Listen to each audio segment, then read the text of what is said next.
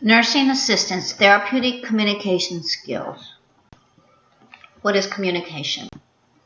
What is communication? Communication is the process of exchanging information that involves at least two people. Major forms of communication. Forms of communication. Verbal. Verbal communication tends to be deliberate, used to express a thought with the intent of giving specific information to another person. It involves the use of spoken and written language or sign language used by the deaf. Therapeutic communication are open-ended questions, for instance, asking a person, "What is your favorite food?"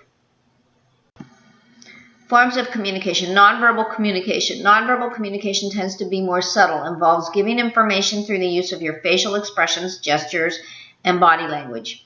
Your tone of voice can be considered a form of nonverbal communication. To use communication effectively, you would use positive body language, which would include nodding your head encouragingly as someone speaks.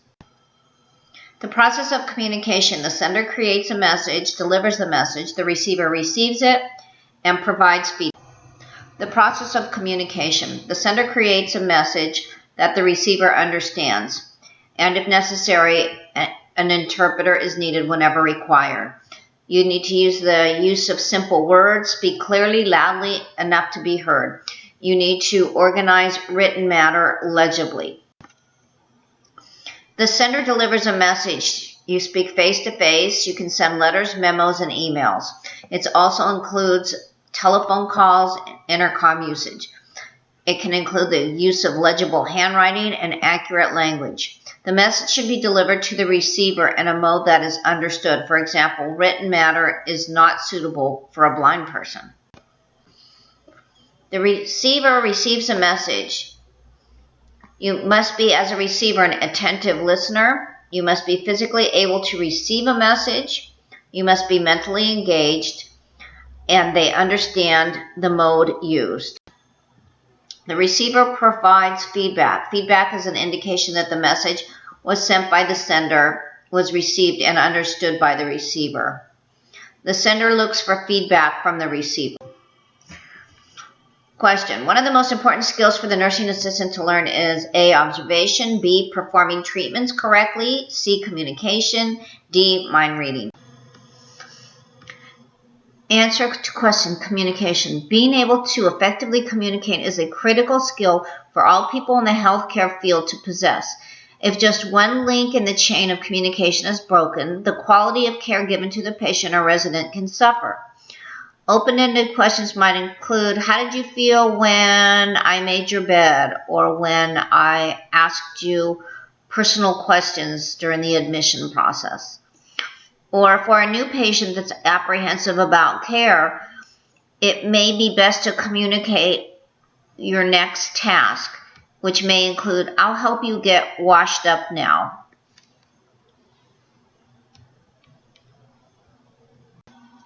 Report to the nurse any changes in condition or abnormal observations. Enhancing communication. Tactics that enhance communication. When you are the receiver, be a good listener. When you are the sender, make sure the message is clear. Rephrase or use open-ended questions to encourage the other person to talk. Provide and seek feedback. Use positive body language and a pleasant tone of voice. Value silence and provide a comforting touch. Tactics that enhance communication. When you are the receiver, be a good listener. Active listening requires focusing your attention on the speaker. Avoid interrupting the speaker. Sit down or assume a relaxed posture so that you do not appear rushed or in a hurry to move on. Make eye contact with the speaker. When you are the sender, make sure that the message is clear. Speak clearly. Use words that the person that you are speaking to understands. A person cannot give informed consent unless he understands what he's consenting to. Encourage feedback. Remain polite and professional. Consider a person's language understanding skills as well as physical disability that could impair the receipt of your message. An immigrant patient is admitted and assigned to you. You realize he does not speak English. you realize the best thing for you to do is enlist the help of an interpreter prior to signing the consents. Rephrase or use open-ended questions to encourage the other person to talk. Open-ended questions invite the person to say more. It also shows the person that you are, in fact, actively listening to what the other person is saying to you. Provide and seek feedback. Use a gracious way to convey feedback so it doesn't appear intimidating to the other person. As a receiver, repeat the information back. As a sender, show that you care. Providing feedback to a coworker. For instance, if a coworker refuses to help you with your patient, the next day your best approach might be saying to your coworker, "I was bothered when you said you would not help me yesterday." Be mindful of your body language. Negative body language consists of crossing your arms across your chest, tapping your feet or fingers, constantly looking at your watch or toward the door. Positive body language, facing the person, nodding as he or she speaks, smiling or looking serious as appropriate, making vocal sounds to indicate your interest, positioning yourself at eye level with the speaker. Provide a comforting touch. The value of silence and a comforting touch. Touch is perhaps the most universal of all languages. Silence and comforting touch will say more than words can. When words are not enough, touch is comforting and establishes a bond. Sometimes the best communication is by A, a look, B, a smile, C, a grin, D, touch. Touch. Touch is perhaps the most universal of all languages, but remember to be sensitive to the individual's comfort level of touch and cultural beliefs. Blocks to effective communication. Blocks to effective communication might be, for instance, not listening carefully to what another person is saying, interrupting the other person, being judgmental is also a block. In addition to the assumption that other people know what you know, don't assume that they think what you think or feel the way you feel. Another block is improperly addressing patients by sweetie or honey. The improper talk, maybe baby talk, and also not acknowledging communication difficulties. Conflict resolution. Conflict resulting from differences between two people. It occurs when one person is unable to understand or accept another person's ideas or beliefs. Conflict is also one person's expectations for another differ from that person's expectations for himself. One person misunderstands one person's needs or wants. Conflict resolution. Ask to speak privately with the person. During your conversation, focus on the specific area of conflict. Focus on I rather than the more accusatory you. Be prepared to hear how the other person may feel towards you or the problem, even if it's not pleasant. Be gracious enough to apologize for misunderstanding the other person or for being the one who was misunderstood. Ask the other person for insight into solutions for resolving the conflict. Sometimes it's necessary to just agree to disagree. If you are unable to resolve a conflict on your own, seek the advice of your supervisor. Telephone communication. Using telephone communication. Today, the telephone remains a primary tool of communication in the healthcare field. When you're using this mode of communication, remember to use telephone etiquette, respect the patient and resident's confidentiality, and know your facility's policies. For instance, if a physician calls, transfer the call to the nurse's hospital-provided phone. Communication among members of the healthcare team. Observation. Subjective data. Symptom. Subjective data is information that cannot be objectively measured or assessed. For example, if the person has a complaint or a symptom. Objective data, sign. Objective data is information that you obtain directly through measurements or by using one of your fine senses. For example, a temperature, pulse, respiratory, blood pressure of a patient or resident, noting loose stools if they are black in color, etc. Reporting. Nursing assistants use reporting to communicate the following information. Observations that suggest a change in the patient or resident's condition.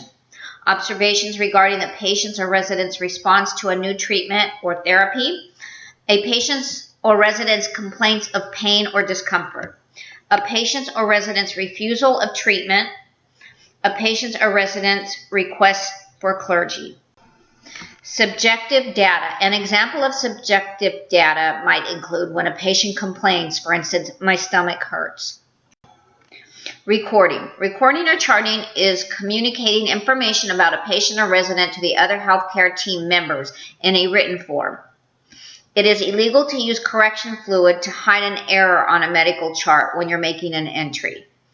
Tools associated with recording include the medical record, the Cardex, which may be used and referenced quickly for information. For instance, you would find the diet on the Cardex. For documentation of time, using the military time, it's considered a 12-hour clock. When documenting military time, add 12 hours to the time designated after the noon hour. So from 1 a.m. until noon, it's the same as civilian time, except you add a 0. For 1 a.m., it's 01 o'clock, 2 a.m., 02 o'clock, all the way up till noon, 12 o'clock. Then from 1 p.m., add 12 hours. 1 p.m. and 12 hours equates to 1,300 hours. If the clock says 11:30 p.m., you would add 12 hours.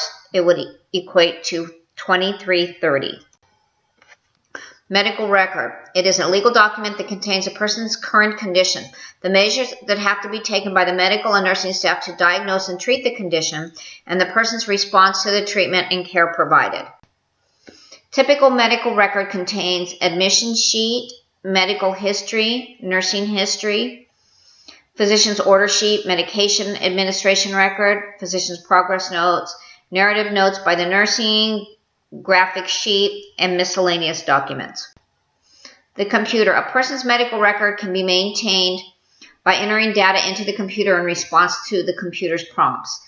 This is a preferable way for filling out paperwork. Computer information system. Advantages. It records easily and quickly. It's accessible to all healthcare team members. The information can be updated quickly and easily. The information can be recorded at the bedside with a portable unit, and the doctor's orders immediately can be sent to the appropriate departments. The Cardex. The Cardex file contains condensed versions of each patient's or resident's medical record. It contains a summary of the resident's personal current diagnosis, diagnostic tests and treatments, information about routine care measures such as the person's diet, level of ambulation, and bathing schedule. Question. Because of the increased use of computerized record keeping, all nursing assistants now should have the advanced computer skills. True or false? False. Using a EHR information system to maintain and access a patient's or resident's medical record does not require advanced computer training. If a facility or agency uses computerized charting, training will be provided to ensure the team members know how to use them correctly and can enter and retrieve information concerning the patient or resident. Vital link in the chain. Nursing assistant's role. A nursing assistant should be well aware of his or her job description and should work within the parameters defined by a facility policy to ensure effective communication. Ensuring effective communication also helps to avoid legal complications. The nursing process. The nursing process. The interdisciplinary care plan.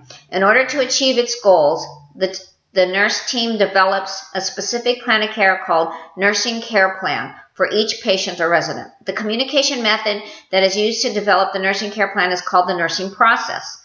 Nursing assistants play a key role in implementing and evaluating the nursing care plan. The nursing process. Checking the effectiveness of a nursing care plan involves evaluation of the plan. Steps of the nursing process: assessment, diagnosis, planning, implementation, and evaluation. Quality health. Effective communication, both written and oral, allows the team members to stay informed about a patient or resident's medical condition and response to treatment. For the nursing assistant, when interacting with the resident's and patience. Remember to listen carefully and speak clearly. Use a soothing tone of voice. When there are communication breakdowns among the healthcare team, this can adversely affect a patient's or resident's care and safety. Question. Good communication skills are a necessity to be a successful nursing assistant. True. True.